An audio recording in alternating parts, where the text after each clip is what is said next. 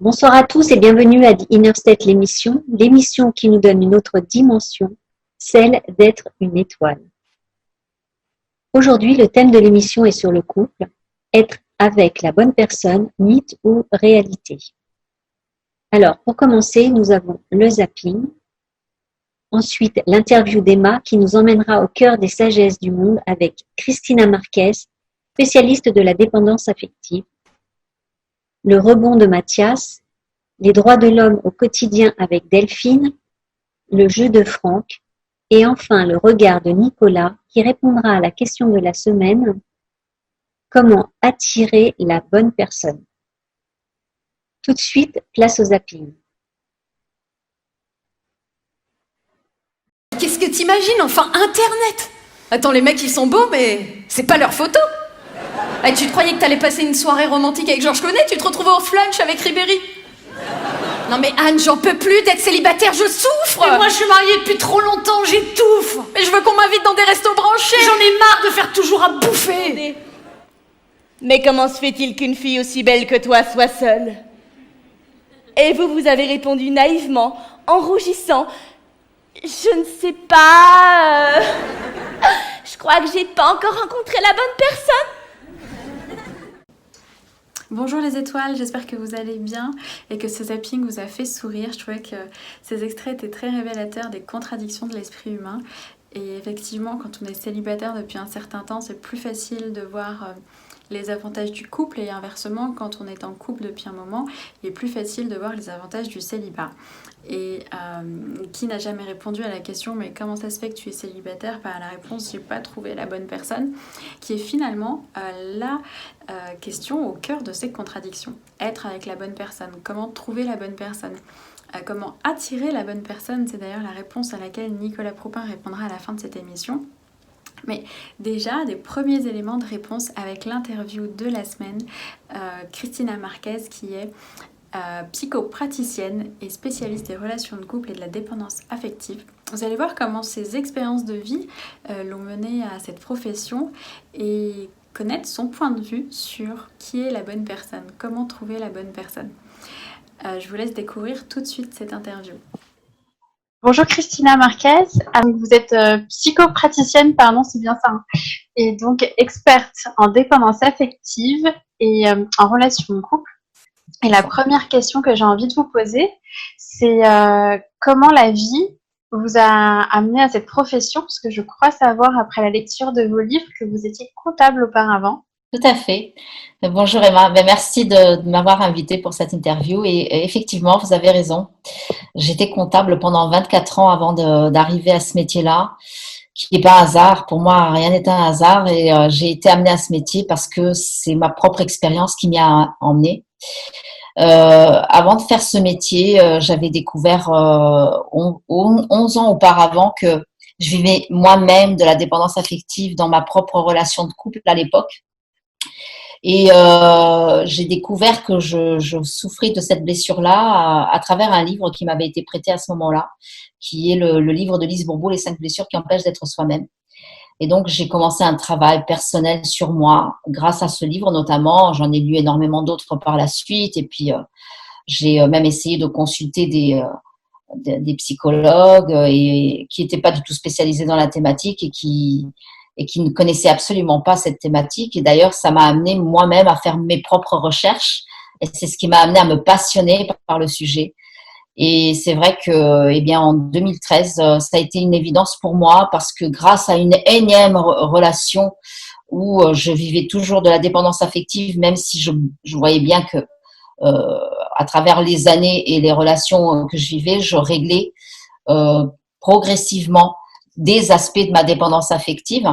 Mais il y avait un aspect en particulier que je voulais absolument pas voir en face, et que la plupart des personnes qui vivent de la dépendance affective, c'est cet aspect-là qu'elles ont pas envie de voir.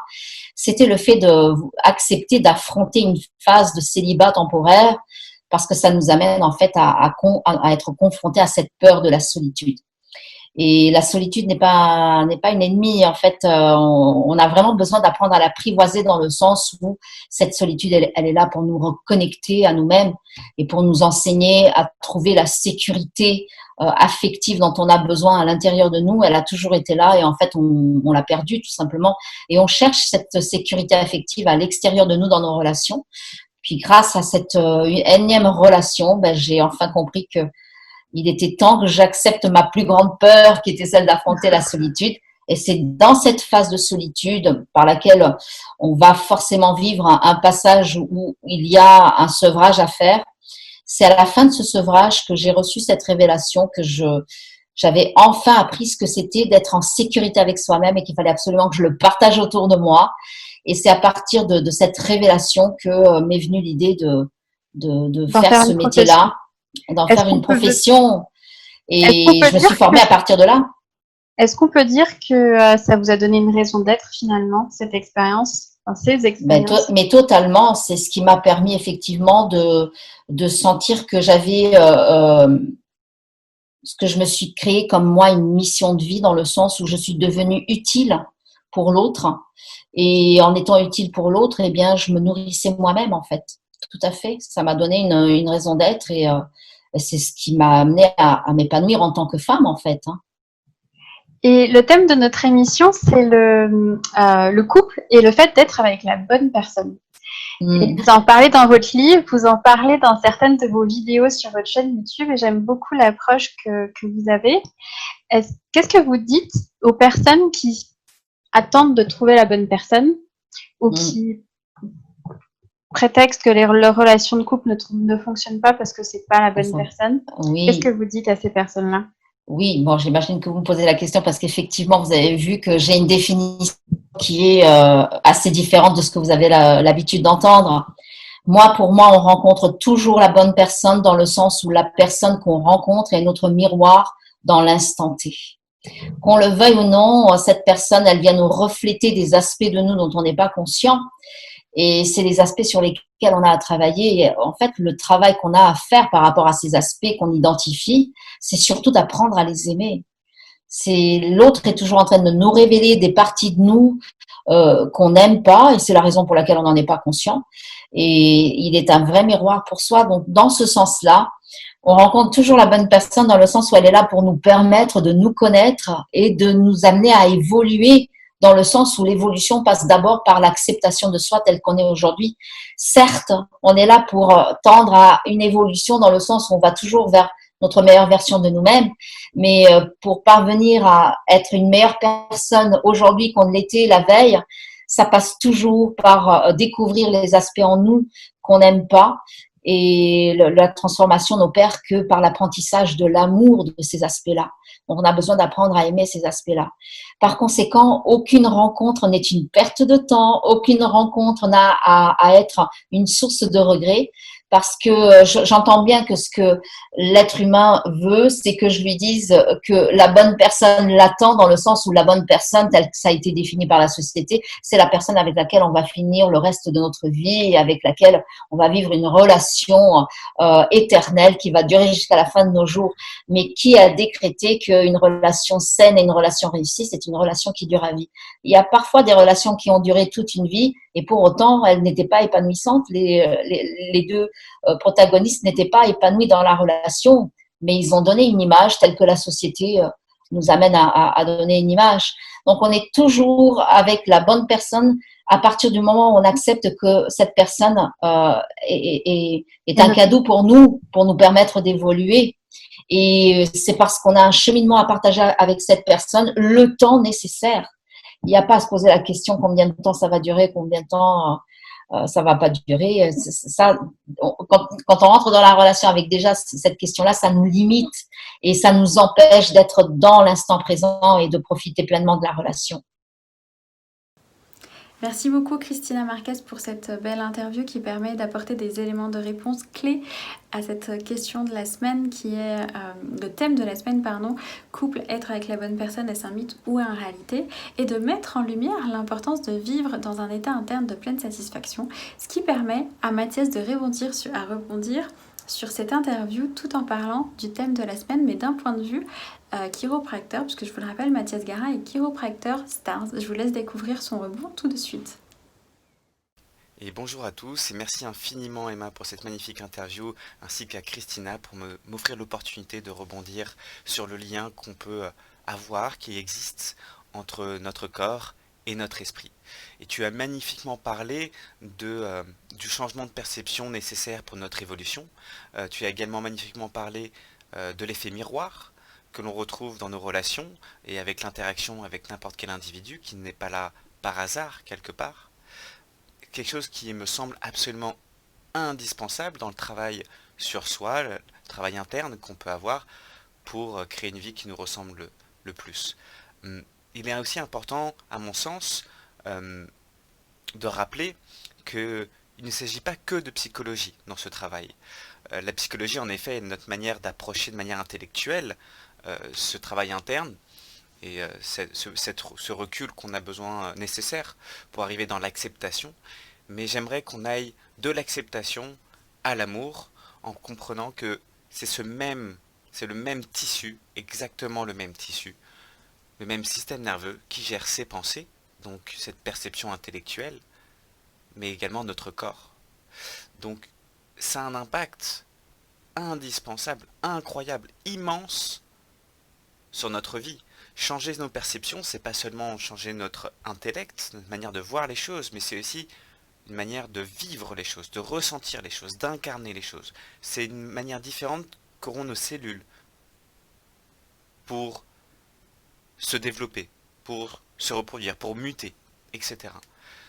Donc ce lien est absolument fondamental parce que lorsqu'on associe ce travail psychique et un travail physiologique, neurologique, alors là, on rentre dans un travail qui rend les choses magnifiques. C'est la magnificence, quelque part, de ce travail interne purement intellectuel. Et on arrive à atteindre des degrés de résolution, des charges, c'est-à-dire des tensions émotionnelles, c'est-à-dire des dépendances, ce genre de choses, qui sont d'un tout autre degré. Et on arrive à ne plus être seulement dans l'acceptation, qui est déjà un objectif, un but salvateur, mais d'arriver jusqu'à un point légèrement supérieur et pourtant si intéressant d'atteindre, qui est l'amour. De plus être dans l'acceptation, qui sous-entend qu'il y a encore quelque chose de mauvais, de mal ou de pas totalement apprécié, mais d'arriver dans l'amour inconditionnel de ce trait de caractère de cette personne, en voyant à quel point elle est identique. Elle nous ressemble comme deux gouttes d'eau quelque part, et qu'elle n'exprime que un trait de caractère que l'on n'a peut-être pas encore totalement appris à apprécier et à en voir sa parfaite utilité, qu'elle soit pour suivre notre raison d'être, professionnelle, ou sentimentale, ou familiale, etc., etc.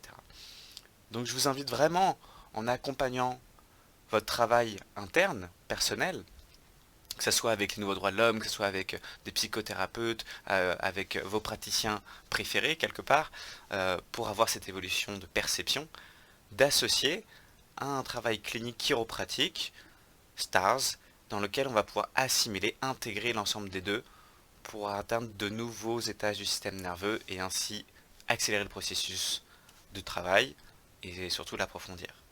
Mesdames et messieurs, je vous rappelle que c'est par le corps physique que l'on naît, NAIT, une étoile. Salut la galaxie. Merci beaucoup Mathias de ce rebond qui nous permet de mieux comprendre comment l'amour agit sur notre corps, sur nos cellules et de l'impact que cela a sur notre état interne. Il est maintenant temps de passer aux nouveaux droits de l'homme, à la rubrique Les nouveaux droits de l'homme au quotidien avec Delphine qui nous a préparé, qui va nous faire découvrir une personne très spéciale. Je vous laisse découvrir tout de suite. Oui, bonjour à tous. Dans les nouveaux droits de l'homme au quotidien aujourd'hui, j'aimerais porter mon regard sur des personnes pour qui trouver la bonne personne est un véritable challenge parce qu'on sait que se mettre en couple, trouver cette personne qui va nous accompagner, nous combler, c'est essentiel pour notre vie. Mais pour d'autres personnes, c'est un véritable challenge. Je pense notamment aux personnes qui sont en situation de handicap.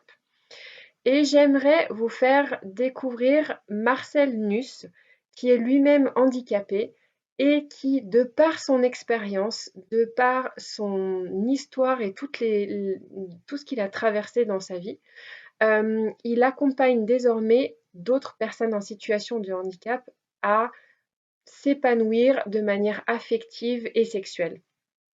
Marcel, en fait, s'est marié 2 fois et a eu une expérience de vie justement qui lui a fait traverser différentes expériences, différents moments heureux et plus douloureux. Et aujourd'hui, il incarne parfaitement la personne compétente pour pouvoir accompagner ces gens-là. Et pourquoi?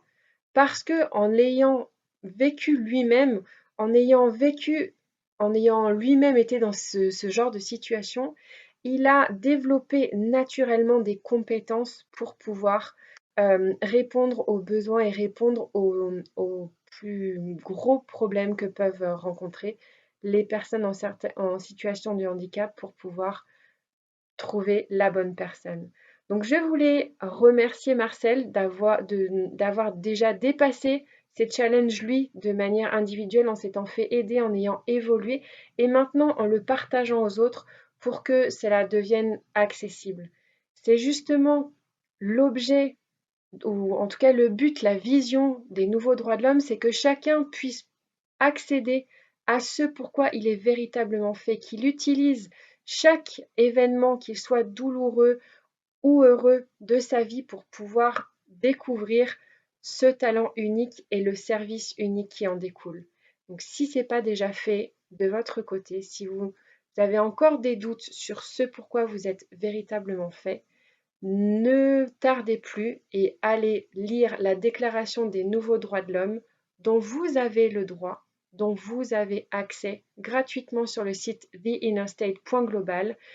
Je vous dis bonne lecture et à la semaine prochaine pour découvrir de nouvelles personnes qui incarnent pleinement, peut-être sans le savoir, les nouveaux droits de l'homme.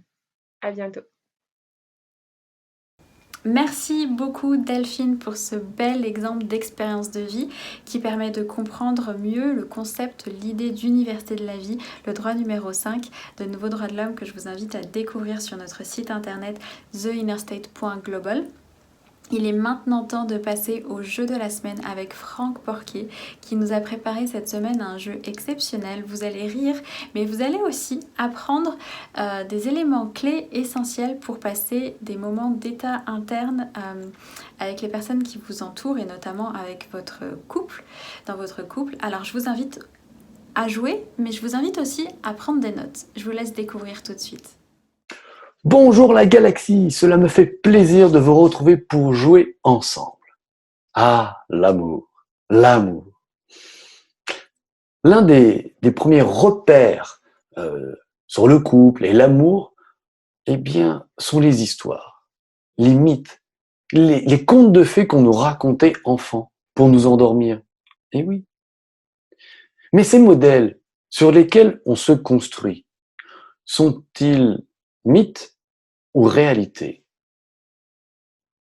Voyons comment cela se passe dans les contes de fées.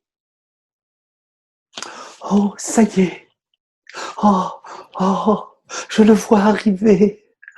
Oh, il est sur son beau cheval blanc qui galope. Oh, prince, je suis là. Oh, regardez-moi ces beaux cheveux dorés. Oh. Et dans la réalité, ouais, alors tu vois, je viens d'avoir mon permis et je me suis payé la dernière Twingo GT double cylindre incurvé, quoi, avec 200 chevaux, ouais. C'est mieux que le prince charmant avec un chevaux, non? Quoi? Un cheval? Ouais, si tu veux.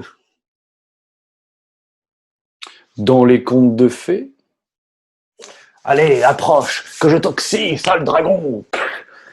Tiens, ya, ya, haha, je t'ai eu. Princesse, je vous ai libérée, vous êtes sauvée. dans la réalité,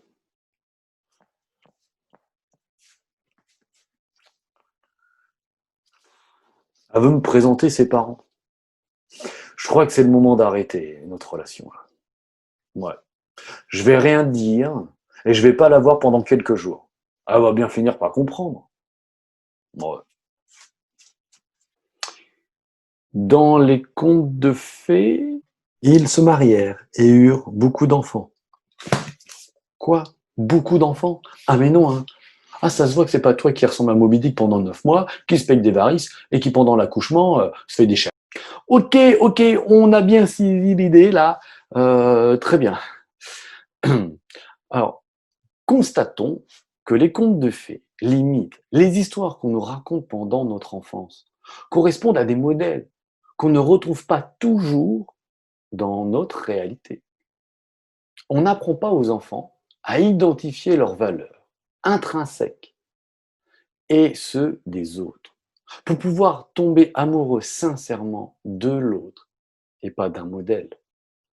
Comment voulez-vous être aimé sincèrement si on ne connaît pas vos valeurs?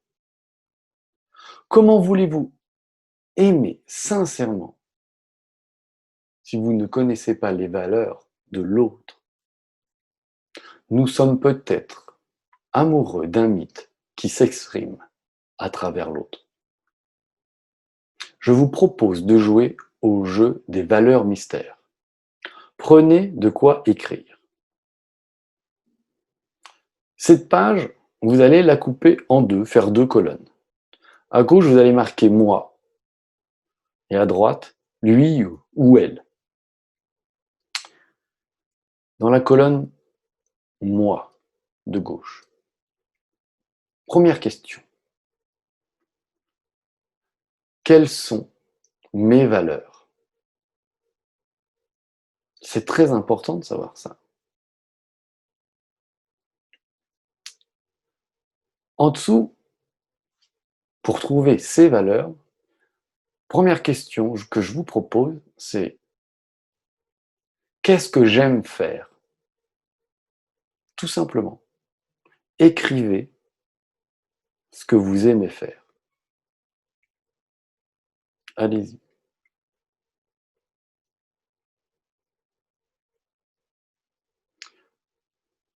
En prenant une de ces activités que vous aimez faire, en vous focalisant sur une activité. Répondez à cette question. Qu'est-ce que j'aime le plus dans cette activité? Allez trouver l'essence de pourquoi vous faites cette activité. C'est l'une de vos valeurs.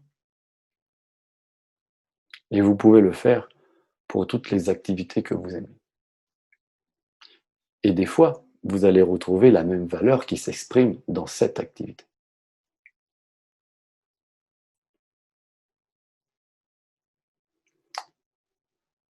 Sur l'autre colonne, celle de il ou elle, tout en haut, la première question, vous marquez, eh bien, quelles sont ces valeurs? Et pareil que pour vous, pour trouver ces valeurs, première question. Qu'est-ce qu'il aime faire? Qu'est-ce qu'elle aime faire? Et vous notez ces activités. Puis, pour chaque activité que vous avez trouvée, identifiez une valeur. Qu'est-ce qu'il aime le plus dans cette activité? C'est peut-être l'une de ses valeurs intrinsèques. Pour communiquer, quel mot, quelle action je pourrais utiliser pour parler dans les valeurs de l'autre sans oublier les miennes? Imaginez, vous parlez avec la personne que vous aimez dans ses valeurs et dans les vôtres. Quelle activité, quel échange je pourrais organiser qui réunit mes valeurs et celui de l'autre? Amusez-vous à identifier et pourquoi pas à créer ces activités et à le proposer à l'autre. Imaginez un monde où chaque personne exprime ses valeurs pour les enrichir des valeurs des autres. Imaginez un mythe où la princesse et le prince se rencontrent en exprimant l'un et l'autre ce qu'ils aiment vraiment, leurs valeurs. Il n'y a pas de dragon à combattre. Il y a juste à faire attention à qui est l'autre. Merci d'avoir joué avec moi. C'est en libérant nos yeux d'enfant qu'on grandit. Au revoir la galaxie. Merci beaucoup Franck pour ce jeu, j'ai adoré. Si vous n'avez pas eu le temps de prendre des notes comme je vous l'ai conseillé en amont, vous inquiétez pas, le replay sera disponible dès ce soir sur notre chaîne YouTube et je vous invite d'ailleurs aussi à le partager aux personnes qui vous entourent. Il est maintenant temps de répondre à la question de la semaine. La question de la semaine, mais la question aussi de toujours que tout le monde se pose. Comment attirer la bonne personne dans sa vie ? Nicolas Proupin, auteur des Nouveaux Droits de l'Homme, répond à cette question tout de suite. Bonsoir à tous et merci à Franck. Ton jeu, qui va bien plus loin qu'un jeu, pour moi est une parfaite incarnation d'un ambassadeur qui a réussi à transmettre les nouveaux droits de l'homme et toute la sagesse qu'il y a derrière, toutes les clés pour réussir sa vie dans un domaine qui est particulièrement difficile, notamment celui des relations amoureuses, en faisant ce que tu aimes, en étant rayonnant sur cette scène et pour montrer qu'en fait on peut être ambassadeur dans n'importe quel domaine et c'est justement en trouvant le domaine dans lequel on rayonne qu'on arrive le mieux à transmettre cet état interne de bien-être. Donc merci à toi Franck, tu m'as touché et tu m'as rappelé des choses qu'on connaît déjà mais qu'il est toujours bon de rappeler et de cultiver quelque part. La question du jour c'était comment attirer la bonne personne et je crois que je reviendrai pas sur ce qu'a dit Cristina Marquez en début d'émission, parce que c'est exactement ça. On attire tout le temps la bonne personne, et ceux qui vont suivre mes formations, mes séminaires sur justement l'idée de comment rentrer dans l'état interne, dans les relations amoureuses, eh bien on va apprendre la mécanique, mais on peut étudier l'optique, la chimie, la physique. On retombera toujours sur les mêmes lois d'attraction entre les éléments et entre les êtres, pour qu'ils se comblent, pour qu'ils puissent trouver les traits de caractère qui leur manquent, pour pouvoir se combler. Et effectivement, vous vous souvenez, en physique, on a les 7 couleurs de l'arc-en-ciel qu'on nous propose sur en général un morceau de carton qui tourne sur lui-même, et quand les 7 couleurs tournent sur elles-mêmes, eh bien elles finissent par se mélanger, donner l'aspect d'une lumière, enfin d'une couleur blanche qui correspond physiquement à quand une lumière blanche du soleil passe à travers un nuage et se sépare entre guillemets dans les 7 couleurs de l'arc-en-ciel. Et bien dans l'autre sens, quand on réunit les 7 couleurs de l'arc-en-ciel, on redonne naissance à la perception de l'intégration des 7 couleurs qui correspond à une lumière blanche, quelque part, la lumière qui correspond aussi à nous quand on rayonne comme une petite étoile dans notre domaine. Et donc, il est évident qu'on cherche à travers l'autre, à travers les relations amoureuses, on essaie d'attirer à soi la partie qui nous manque, en fait, pour être comblé et pour être satisfait dans la vie. Donc, une personne qui va être très fort en côté artistique, mais qui a du mal à vendre ses peintures ou son art, va avoir tendance à attirer une personne qui, elle, va être très fort en business, mais qui va être moins sensible au domaine artistique. Et elles vont avoir la perception de se combler. Ce ne sont pas des relations qui durent vraiment. Pourquoi ? Parce qu'elles se comblent l'un l'autre, mais elles ne sont pas des personnes comblées autonomes. Donc, dans un premier temps, ce genre de relation permet de trouver une certaine satisfaction, un certain plaisir de se compléter, mais en général, elles ne durent pas parce qu'elles sont là juste, comme le disait Christina, pour rappeler à l'autre les traits de caractère qui nous manquent pour être une personne complète et indépendante et autonome. Donc, comment attirer la bonne personne ? Eh bien, je dirais, c'est de toute façon, que l'on soit célibataire ou en couple, on attire toujours la bonne personne. Pourquoi ? Comme elle l'a dit, c'est notre miroir. Donc, quand on est tout seul, on a attiré la bonne personne, on se regarde dans le miroir, c'est nous-mêmes, et on est exactement dans la perception de soi. On est seul avec soi, donc on est là pour apprendre à propos de soi. Et quand on est avec quelqu'un, cette personne va nous pousser nos boutons, elle va nous énerver, ou elle va faire des choses, ou ne pas faire certaines choses qui vont nous faire réagir. Et ces traits de caractère sont justement ces traits de caractère qui nous manquent, qu'on a besoin d'aimer, qu'on a besoin de reconnaître en soi pour pouvoir obtenir les 7 couleurs de l'arc-en-ciel symboliquement, pour pouvoir rayonner comme une étoile. Donc, comment attirer la bonne personne? Eh bien, on l'attire, comme elle a dit, systématiquement la bonne personne. Et comment attirer, j'allais dire, quelque chose qui va aller plus dans le cœur ou... Eh bien, utilisons cet effet miroir. Si la personne, elle est un petit peu miroir de nous-mêmes, eh bien, à ce moment-là, on peut prendre conscience que quand on est un petit peu dépressif, on va attirer quelqu'un qui est en miroir de ça, qui va être... On va peut-être attirer soit quelqu'un qui est dépressif lui-même pour un miroir parfait, ou quelqu'un qui va exprimer la partie réprimée, et donc on va attirer un sauveur. Mais l'idée d'être victime et sauveur, on sait très bien que ça n'amène pas dans des relations super satisfaisantes à long terme. Et on a tendance, dans ces cas-là, je dirais, comment attirer la bonne personne? Eh bien, si on fait par contre ce que l'on aime, et qu'on arrive à identifier, comme disait Franck, des valeurs, c'est-à-dire des choses qui nous mettent dans un état interne de satisfaction, de bien-être, je dirais qu'on va aussi avoir en miroir quelqu'un qui est dans cette quête.